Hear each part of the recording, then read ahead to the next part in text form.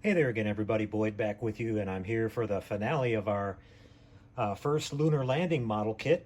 This came out pretty cool. I'm really happy with it. We finished working up on the little LEM lander there and got all of our little details done on it. The kit's pretty detailed as far as I can tell, looking at photos of the real thing and everything. There's a few of the fine details that are missing, but you get most of the standout details that you notice, and they give you pretty clear instructions on how everything goes together. There's some complicated paint work that you need to do on the LEM with the different black panels and stuff, and so I just had to do a lot of masking and everything. And then they've got you doing this little technique where whenever these two little black panels kind of come together in certain spots, you're supposed to scrape that on the flat edge there. So I used a little hobby knife to do that, and that worked out pretty good. You can see that I added a little bit of weathering on the LEM itself to simulate, the dust that it kicked up when it came down.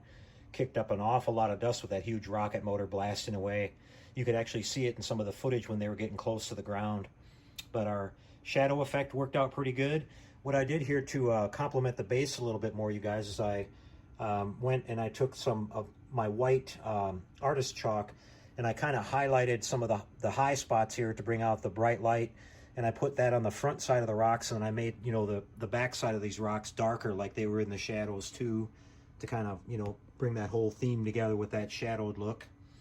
It really did grow on me after I started working on it. I'm pretty happy with how it turned out. Just get you a little bit closer look at the LEM here. A lot of nifty little detail in this little model. And yeah, for the sale price that they have it over at Hobby Lobby, I would definitely recommend this. We did a little bit of foil, you can see a little bit more of the foil detail around the thrusters and on the top there.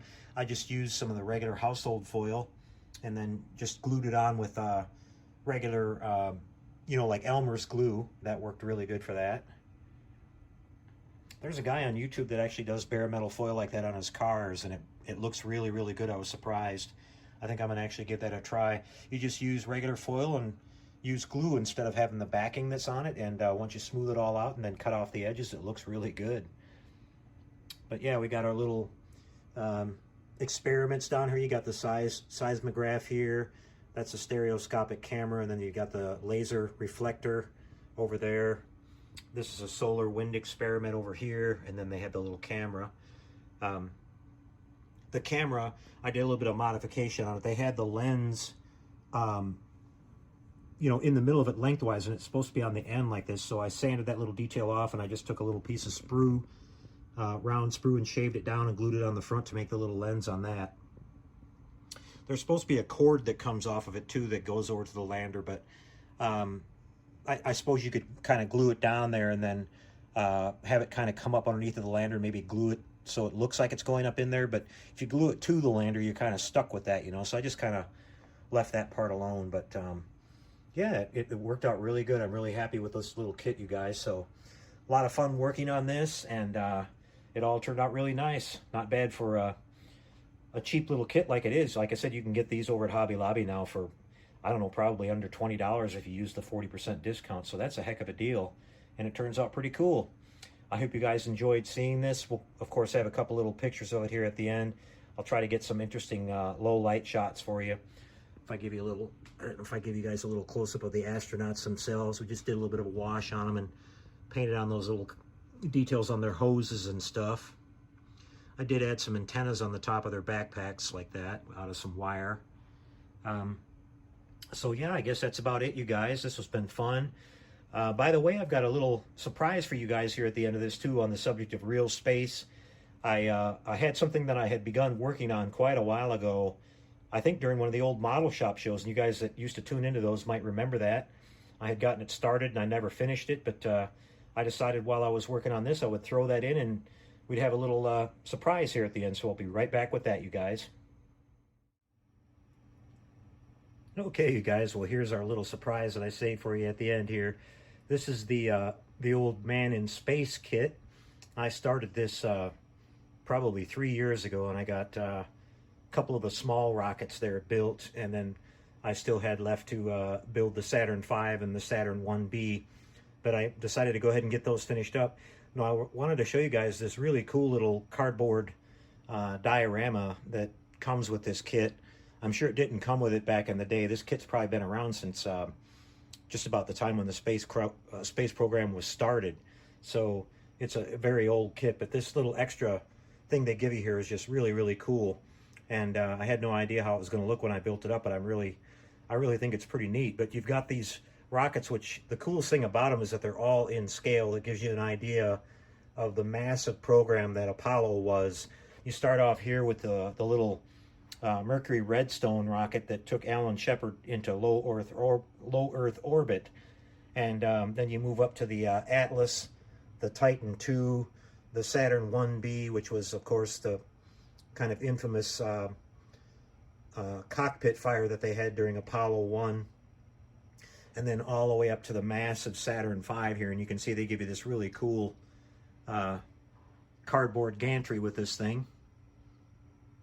And it's actually really, really sturdy. I was surprised at how sturdy this whole thing is when you put it all together. But you've got, you know, the Kennedy Space Center, Cape Canaveral there in the background with the NASA building and all that, where they build all the stages. And it's just really, really cool. You can just imagine some spotlights on this thing and some steam coming off of it as it's getting ready to launch. But yeah, I had no idea that the Saturn V was that big compared to these other rockets. I've actually seen the Saturn V in person when we went to Houston to see the Galileo shuttlecraft there, and it was really massive, but it's laying on its side. I would love to see it standing up to really take in actually how tall the thing really was. But this is just a really, really neat display. I'm really surprised. So there you have it, guys. A little man in space kit to go along with the other one. And this has been a lot of fun. I'll have to put this in a corner in the room somewhere. It's going to be too tall to put it on any kind of a shelf, I think. But pretty neat. And the little cardboard structure there is a definite upgrade with this old kit. So there you go, guys. Hope you enjoyed our little real space build thing. Had a lot of fun with it. And we'll be back here in a couple of days. I'm just waiting for the Grissom kit to come in, and we'll start on that. That should be a lot of fun. We've got a little lighting board from HLI we're going to be using on that. Thanks to Kenny over there. Appreciate you sending that to us, Kenny. And we'll get started on that in the next couple of days. Until we do, take care out there and happy modeling, you guys.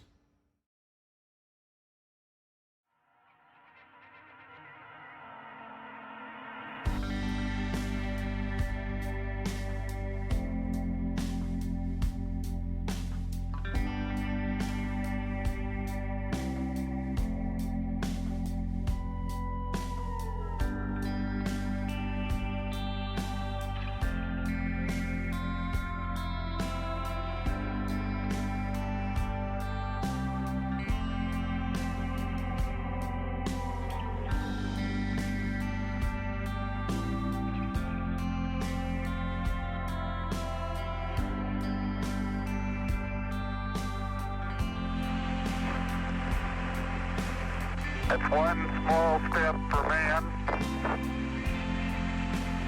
one giant leap for mankind. Oh, that looks beautiful from here. It has a stark beauty all its own. It's like much of the high desert of the United States. It's different, but it's very pretty out here.